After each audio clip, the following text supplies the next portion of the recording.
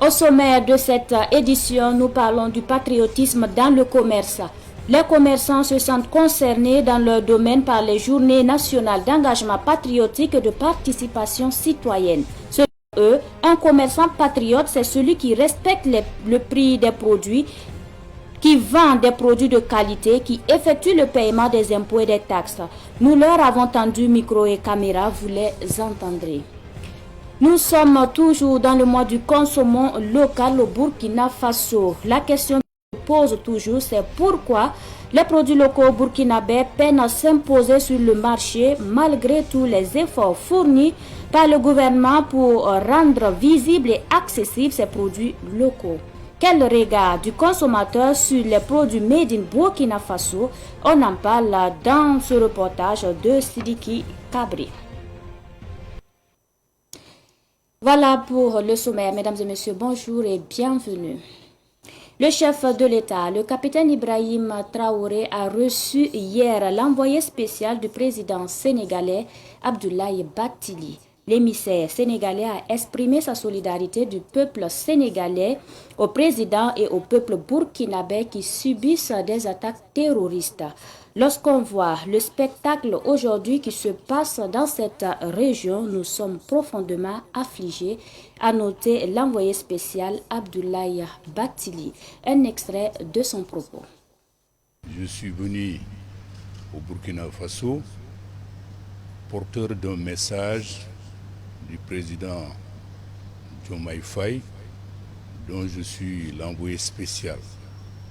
Ce message porte sur l'expression de la solidarité du président Diomaye Faye, de son gouvernement et du peuple sénégalais à l'égard du peuple du Burkina Faso. Nous sommes peinés de voir notre région traverser autant de défis, autant de problèmes. Les peuples de notre région aspirent depuis très longtemps à l'unité, au développement, au progrès, à la sécurité.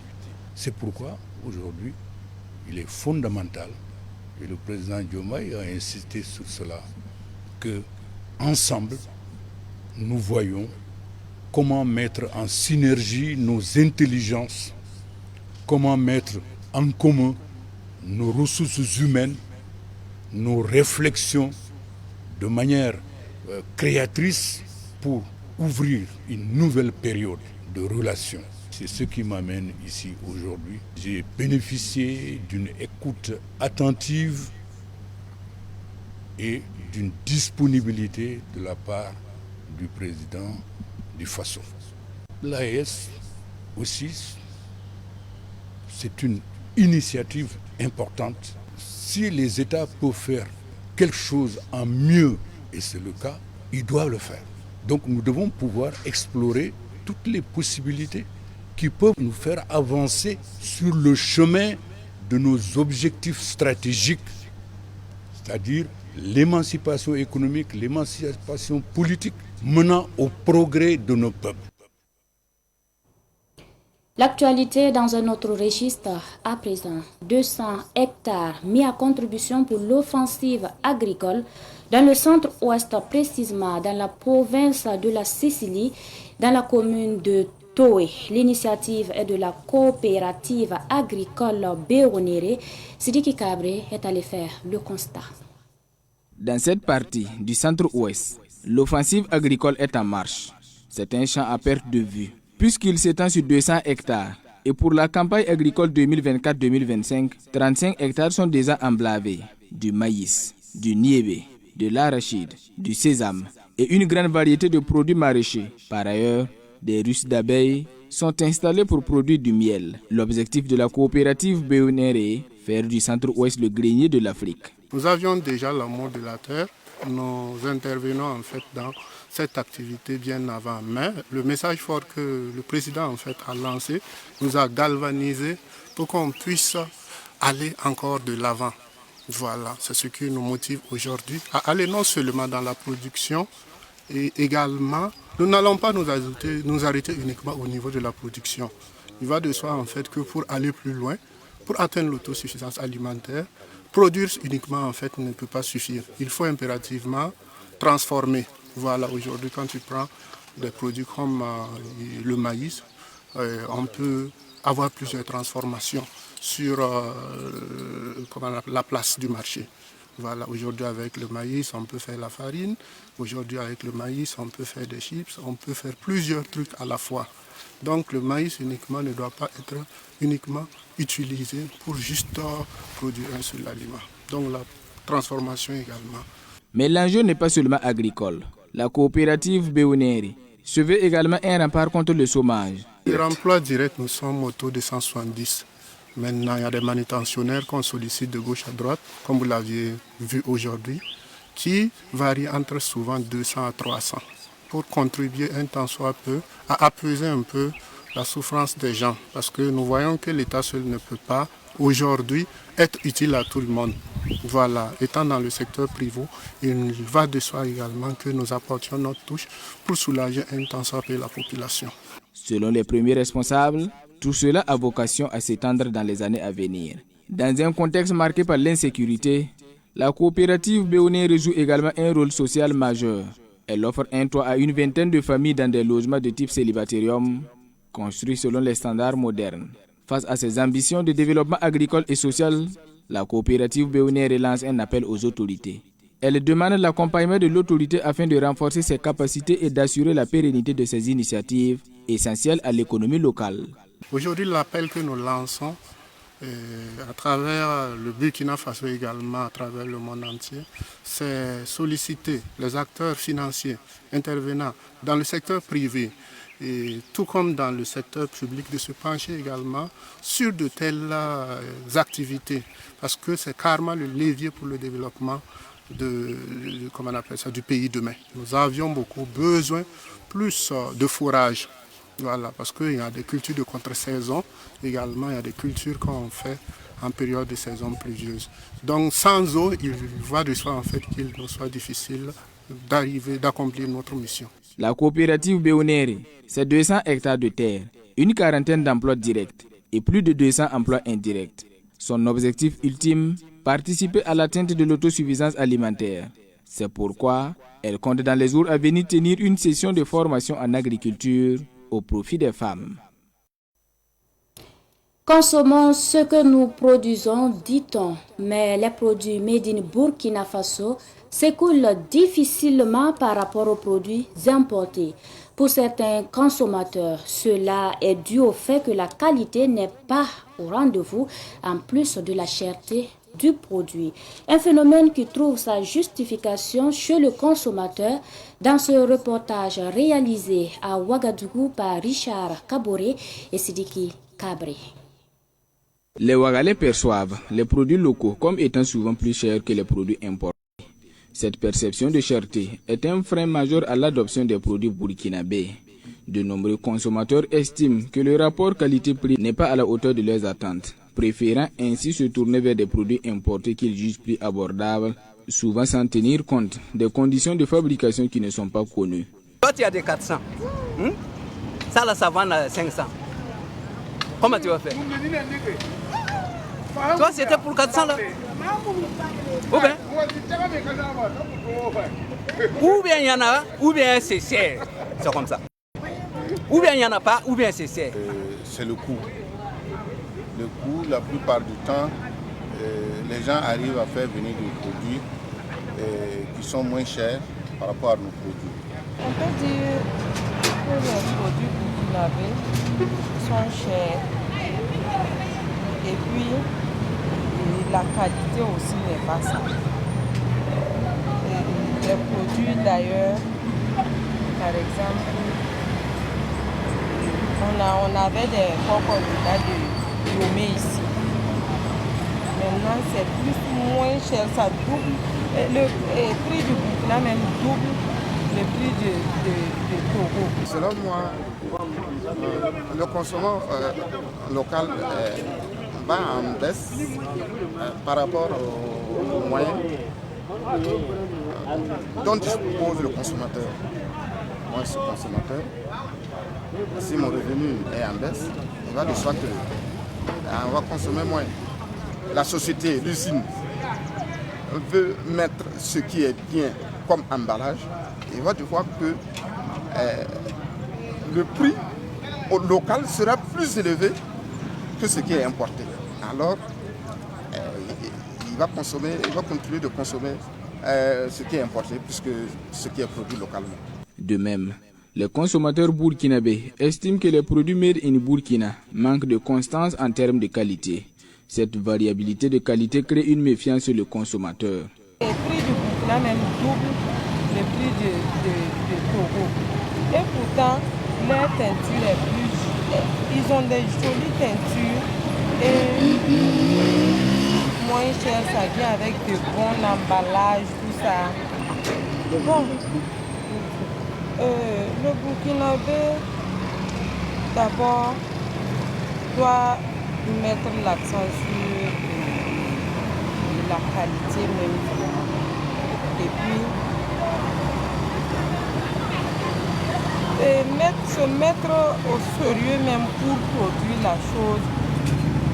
Ne pas prendre les choses moins chères, vouloir faire, il doit mettre beaucoup l'accent sur la qualité. La présentation des produits locaux est également jugée insuffisante. Les citoyens soulignent l'importance de l'emballage et du marketing dans l'attractivité des produits. Un emballage attrayant pourrait donner une autre image des produits locaux. Ça dépend de comment c'est présenté le produit. Si c'est bien présenté, ça attire et puis voilà, le consommateur choisit deux fois sans avoir vu même ou utiliser même le produit.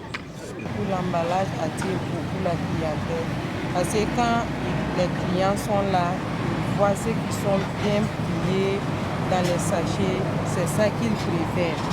Voilà. Et puis l'emballage rend joli le matériel là aussi. La présentation du produit pose problème chez nous. Donc je pense qu'il y a la présentation aussi du produit, le marketing et tout ça. Et puis bon, sinon un produit qui est bien présenté, bien emballé, se vend tout seul. Voilà. Donc je pense qu'il y a la présentation du produit. Pour faire face à la concurrence des produits importés, de nombreux consommateurs appellent à la mise en place de politiques protectionnistes plus strictes pour limiter l'invasion des produits étrangers et promouvoir les produits made in Burkina. Moi, je voudrais dire que on peut soutenir ceux qui produisent localement et tout dépend de la politique du gouvernement, de comment ils vont accompagner les producteurs pour que ils mettent beaucoup plus la qualité aussi en plus de la quantité. Et je pense aussi que le gouvernement doit faire une politique qui favorise ça. Vous voyez, non? Voilà, une politique qui favorise, qui incite les gens à consommer local, à montrer aux gens que bon, on n'a pas besoin de payer un produit qu'on a ailleurs. Moi, je pense qu'il faut valoriser ce que nous produisons. Ça ne peut pas aller du coup, ça ne peut pas aller comme nous voudrons. Mais peu à peu, les gens vont commencer à s'intéresser, vu que nous allons aussi améliorer la qualité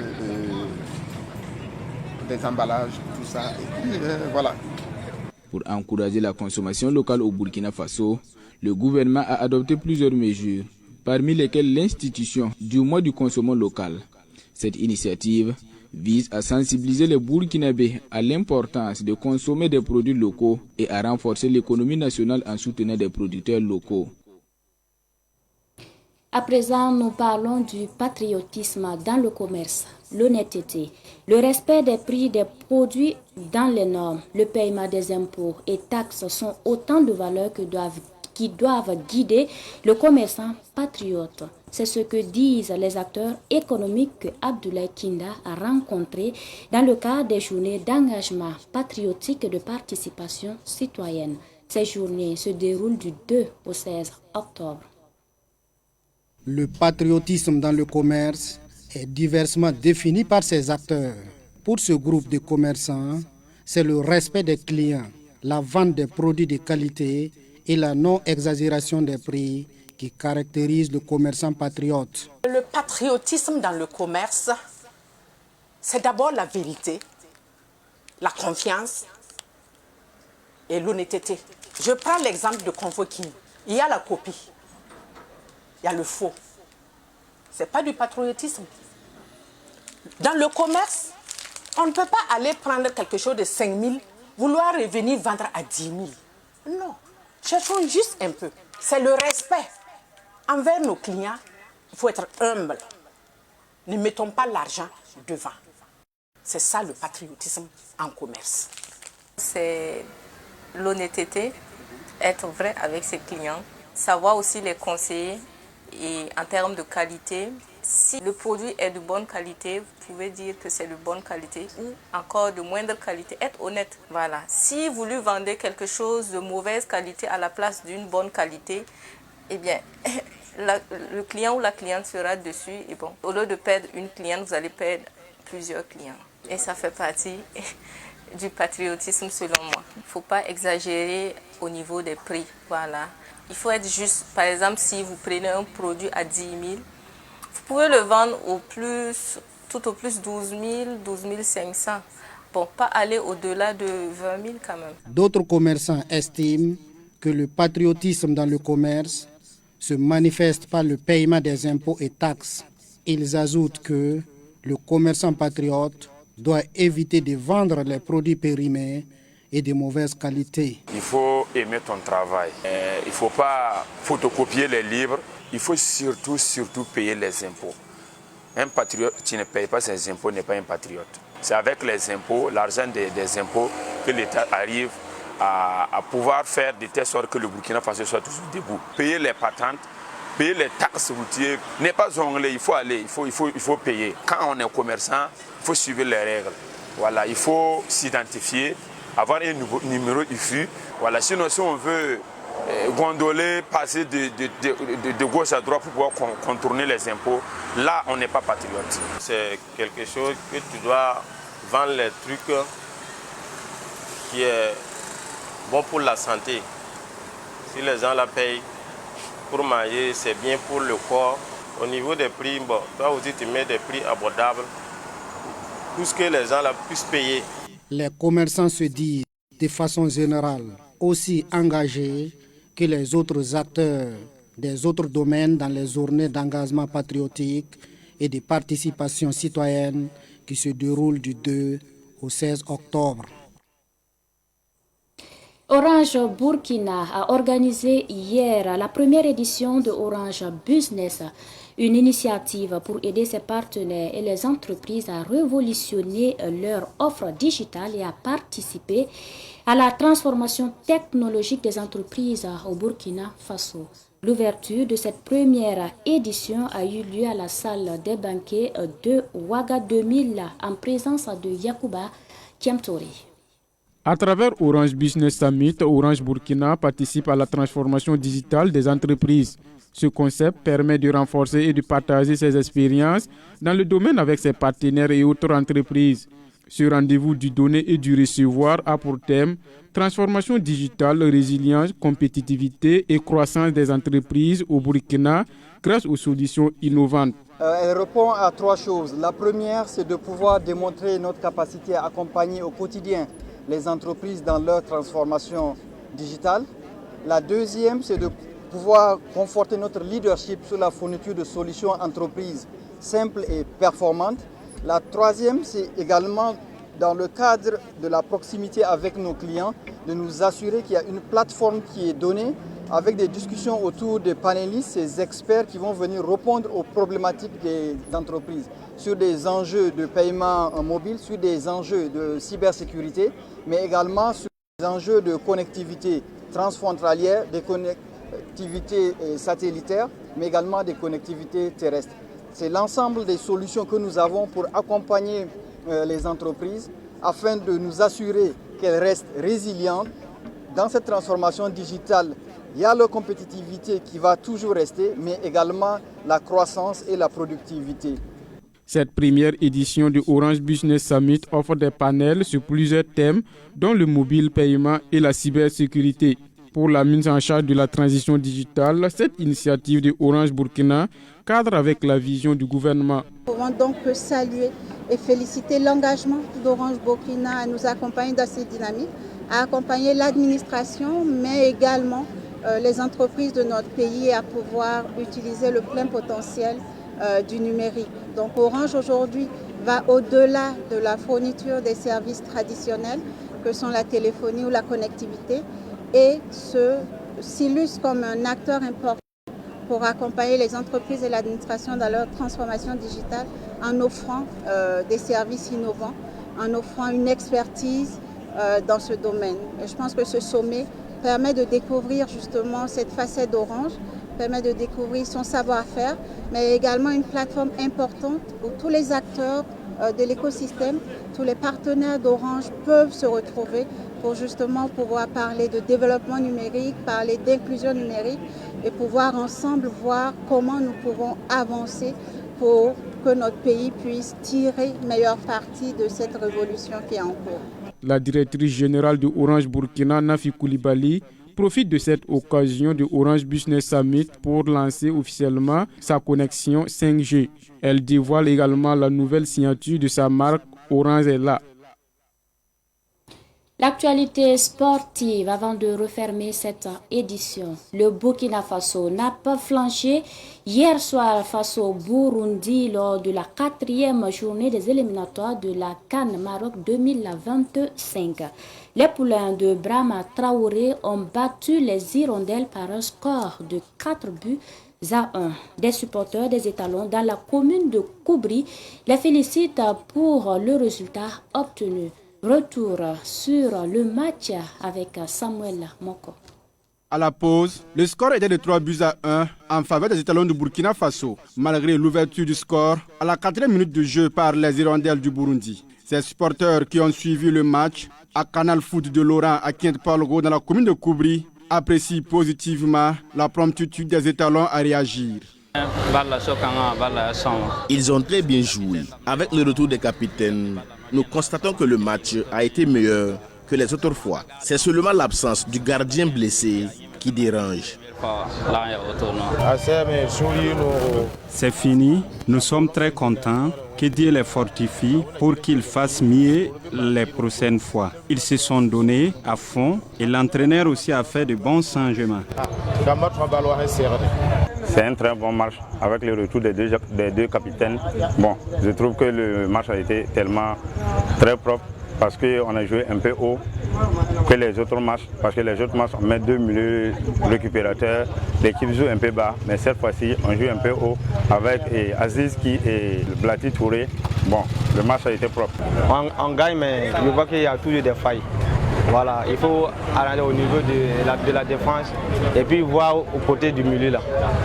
Les Blati Touré qui sont là, ils sont en train de rater des passes inutiles comme ça, c'est pas intéressant.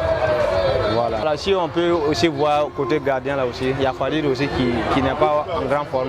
Ces supporters pensent que le retour des deux capitaines, Bertrand Isidore Traoré et Issoufou Dayo, est pour quelque chose dans cette victoire. Bertrand, c'est lui qui a toujours été le sauveur de tous les temps. Donc on attendait son retour impatiemment. Donc sa présence nous fait vraiment très bon. Donc c'est ce qu'on peut dire sur ça. Et puis le retour des deux capitaines aussi ont bonifié l'équipe. Et si on continue comme ça, on peut aller de l'avant. L'autre match, ça n'a pas été comme ça. Cette match, il y avait de la confiance avec le retour des deux capitaines. Et un Bertrand Traoré qui avait du feu dans les jambes. Et pour moi, le prochain match va être plus que ça. Le prochain match, on va gagner encore. En attendant le match Sénégal-Malawi à 19h aujourd'hui, le Burkina Faso occupe la première place du groupe L avec 7 points plus 5. Nous restons dans la commune de Koubri qui abritera le dimanche prochain une compétition de motocross. Une centaine de motards sont attendus à cette compétition organisée par l'association Cross Team Faso. Écoutons le président de ladite association, Michel Niamou, au micro de Ruben Wilson Kodio.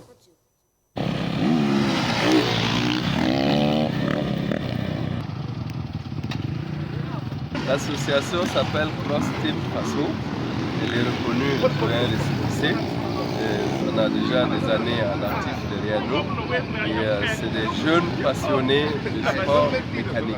Les activités que nous on mène au sein du club, c'est notamment l'activité phare qui sera pour le dimanche prochain, le 13, c'est-à-dire l'enduro. C'est une compétition d'enduro, de motocross, si vous voulez, des motos tout-terrain.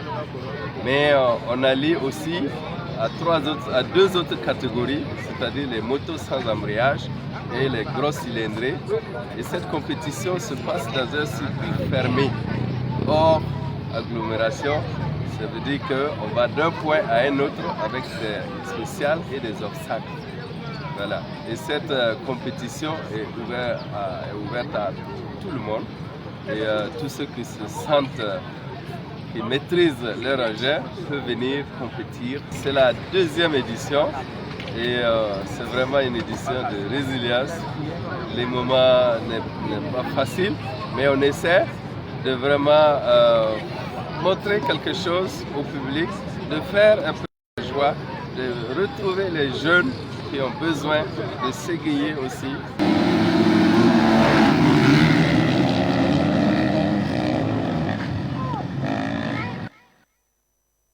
C'est l'essentiel de cette édition. Merci pour votre attention et pour votre constante fidélité. La suite du programme dans un instant.